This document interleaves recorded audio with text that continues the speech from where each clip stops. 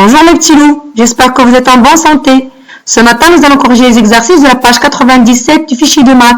L'exercice numéro 4 et l'exercice numéro 5. L'exercice numéro 7 et l'exercice numéro 8, c'était des exercices facultatifs pour ceux et celles qui veulent approfondir la notion. Alors, j'ai vu le travail qu'on m'avait envoyé sur WhatsApp. Bravo les enfants, poursuivez vos efforts, vous allez y arriver. Allez, on corrige l'exercice numéro 4. Alors là, vous avez les deux tables. La table de 5 et la table de 10. Ça veut dire que vous allez appliquer les deux règles qu'on a découvertes ensemble, à savoir la table de 5 qui dit que lorsque l'on multiplie 5 par un nombre impair, vous avez le 5, le 9 et le 1. Quand on multiplie le 5 par un nombre impair, on obtient un nombre qui se termine par 5. Donc là, c'est le cas. Vous avez le 5 qui est multiplié par 5, qui est un nombre impair. Le 5 qui est multiplié par 9, qui est un nombre impair. Et le 5 qui est multiplié par 1, qui est un nombre impair. Donc, on obtient un nombre qui se termine par 5 à chaque fois. Donc, on a appliqué la première règle. Et la deuxième règle de la table de 10 qui dit que lorsque l'on multiplie un nombre par 10, on écrit le nombre multiplié par 10 et on ajoute à sa droite un 0. Donc, on a appliqué la règle ici, on a appliqué la règle là et là aussi.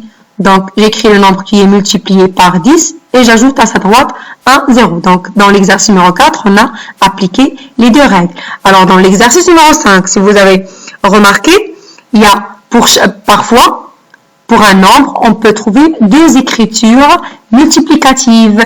Donc, c'était le cas du 20 et du 30. Alors, pour le 20, on a trouvé deux écritures multiplicatives. Pour le 30, on a trouvé deux écritures multiplicatives. Alors, dans cet exercice, le but, c'était de comprendre que pour un produit, on peut trouver deux écritures multiplicatives. Alors, pour ceux et celles qui ont fait l'exercice 7 et 8, voici la correction des deux exercices. Alors, je compte sur vous pour corriger au crayon sur la page 97. Alors, puisque c'est la fin de semaine et que vous avez bien travaillé cette semaine, je vous ai mis en pièce jointe du coloriage magique pour maîtriser la table de 5 tout en s'amusant. Donc, comme d'habitude, avant de commencer l'activité, écrivez la table de 5 sur l'ardoise ou bien sur une feuille de brouillon. Elle vous servira de repère. D'accord? Alors, vous avez un code couleur ici en bas. Pour chaque produit, vous avez une couleur. Donc, préparez vos crayons de couleur. Amusez-vous bien.